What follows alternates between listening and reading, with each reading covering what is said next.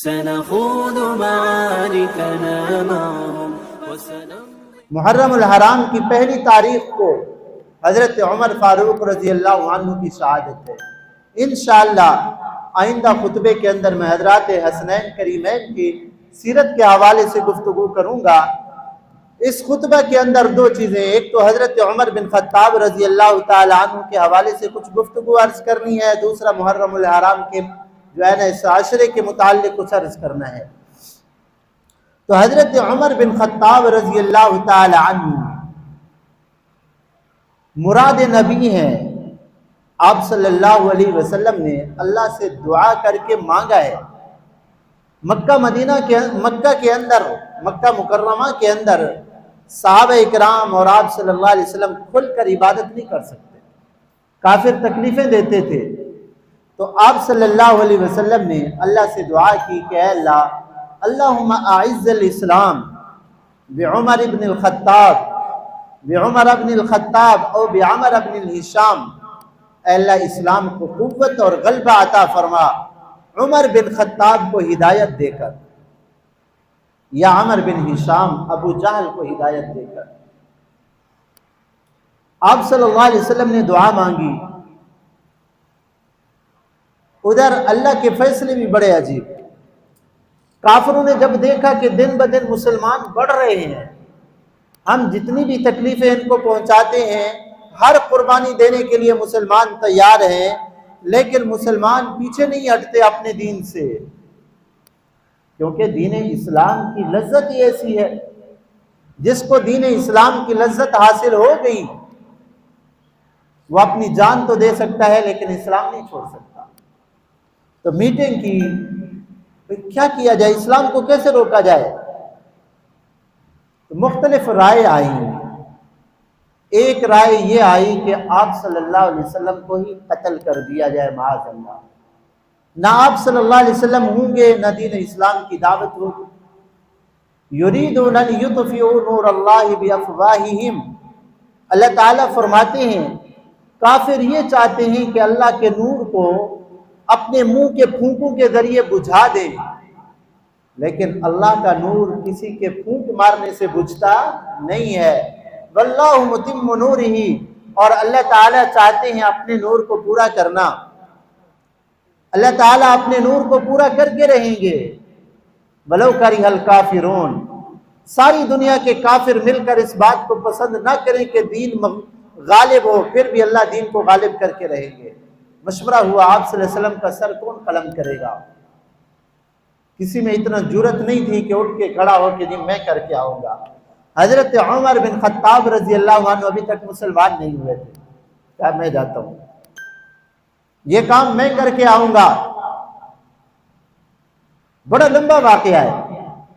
تلوار لی، ہتھیار لیے گھر میں گئے اور پورے سج کر گئے ہتھیار سے، اور دار ارقم میں آپ صلی اللہ علیہ وسلم اس وقت تھے۔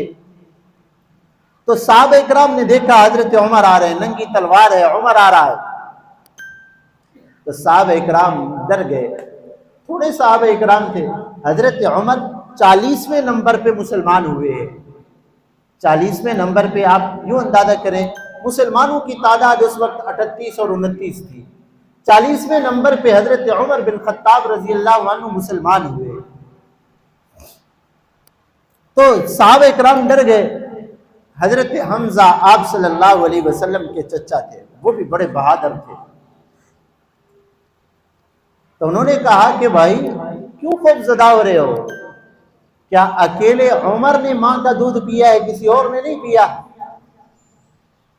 اگر عمر آ رہا ہے تو آنے دو، اچھے ارادے سے آ رہا ہے تو استقبال کریں گے، مبارکباد دیں گے، اس کو خوش آمدید کہیں گے۔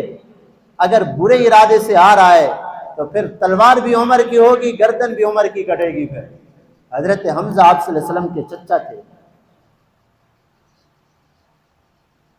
حضرت عمر آئے، اس وقت تو اسلام لانے کے ارادے سے پہلے بہنوئی کے پاس گئے، پھر اللہ نے اسلام کی جو ہے نا وہ بڑا لمبا واقعہ ہے۔ تو آپ صلی اللہ علیہ وسلم کے دروازے پہ گئے، آپ صلی اللہ علیہ وسلم نے بٹھایا سامنے، کلمہ پڑھا حضرت عمر رضی اللہ عنہ نے۔ نماز کا وقت ہوا، تو آپ صلی اللہ علیہ وسلم نے صحابہ سے فرمایا بھائی نماز پڑھو.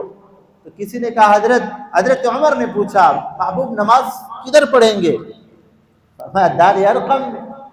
محبوب اللہ کا گھر بیت اللہ میں آپ نماز کیوں نہیں پڑھتے؟ تو آپ صلی اللہ علیہ وسلم نے فرمایا عمر تیری قوم نماز نہیں پڑھنے دیتی ہمیں اللہ کے گھر میں. فرمایا عمر بھی مسلمان ہو جائے اور پھر نماز بھی کعبۃ اللہ میں نہ ہو تو یہ کیسے ہوگا؟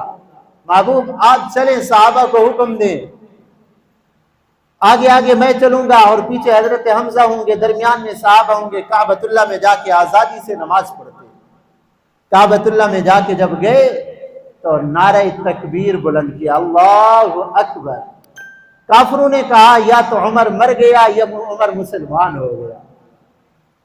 تو حضرت عمر نے فرمایا آج جو بھی اللہ کے گھر سے نماز پڑھنے سے روکے گا آ جائے مقابلے کے لیے عمر مسلمان ہو گیا. آج ہم جو آزادانہ طور پہ مسجدوں کے اندر عبادت کر رہے ہیں نا، یہ سب سے پہلے حضرت عمر بن خطاب رضی اللہ عنہ کی جرأت اور بہادری کی وجہ سے مسلمانوں کو آزادانہ طور پہ مکہ کعبۃ اللہ کے اندر نماز پڑھنے کی جو ہے نا توفیق ہوئی. آقا نے مانگا تھا عمر بن خطاب رضی اللہ عنہ. آپ صلی اللہ علیہ وسلم نے فرمایا عمر جس راستے سے تو چلتا ہے شیطان بھی وہ راستہ چھوڑ کے چلا جاتا ہے. ایک حدیث پاک میں آتا ہے آپ صلی اللہ علیہ وسلم بیٹھے ہوئے تھے، چھوٹی بچیاں ایک دف ایسے بجا رہی تھی، دف بجا رہی تھی ایک. تو حضرت صدیق اکبر رضی اللہ عنہ تشریف لائے تو وہ بجاتی رہی. حضرت عمر رضی اللہ عنہ جب آئے تو انہوں نے کیا کیا، دف کو نیچے رکھ کے اوپر بیٹھ گئی. تو آپ صلی اللہ علیہ وسلم مسکرانے لگے. فرمایا عمر میں بیٹھا ہوا تھا، ابو بکر رضی اللہ عنہ بھی آئے لیکن یہ دف بجاتی رہی. آپ کا روب اور خوف اتنا ہے ان کو. اشدہم فی امر اللہ عمر. حضرت عمر بن خطاب رضی اللہ عنہ کے بارے میں آپ صلی اللہ علیہ وسلم نے فرمایا دین کی حدود کا معاملہ ہو، دین کا مسئلہ ہو، شریعت کا مسئلہ ہو، حضرت عمر سب سے زیادہ سخت ہے دین کے معاملے کے اندر. کسی کو دین کی حد سے آگے پیچھے نہیں بڑھنے دیتے. فرمایا عمر جس راستے سے گزرتے ہیں شیطان بھی وہ راستہ چھوڑ کے چلا جاتا ہے. فرمایا آپ صلی اللہ علیہ وسلم نے پہلی امت میں کچھ لوگ ایسے ہوتے تھے جن سے اللہ باتیں کرتے تھے، میری امت کے اندر اگر ہے تو وہ حضرت عمر بن خطاب ہیں جن سے اللہ باتیں کرتے ہیں. قرآن مجید کے اندر تقریباً 22 مقامات یا 23 مقامات ایسے ہیں حضرت عمر رضی اللہ تعالی عنہ نے کوئی رائے دی، اللہ تعالیٰ نے قرآن بنا کر نازل فرمایا. یہ مسلمانوں کو جو پردہ ملا ہے، مسلمان بیٹیوں کو، مسلمان بہنوں کو، مسلمان ماؤں کو جو پردہ ملا ہے حضرت عمر رضی اللہ تعالی عنہ کی فکر سے ملا ہے. آپ صلی اللہ علیہ وسلم کی بیوی حضرت زینب جا رہی تھی، پہلے پردہ نہیں تھا، پردے کے احکامات نازل ہی نہیں ہوئے تھے. تو ایک منافق نے کہا دوسرے منافق سے دیکھو یہ آپ صلی اللہ علیہ وسلم کی بیوی وہ جا رہی ہیں زینب رضی اللہ عنہ. حضرت عمر رضی اللہ عنہ کے دل میں ایک چوٹ لگی کہ کافر مسلمانوں کے طرف اشارہ کرے ایسے.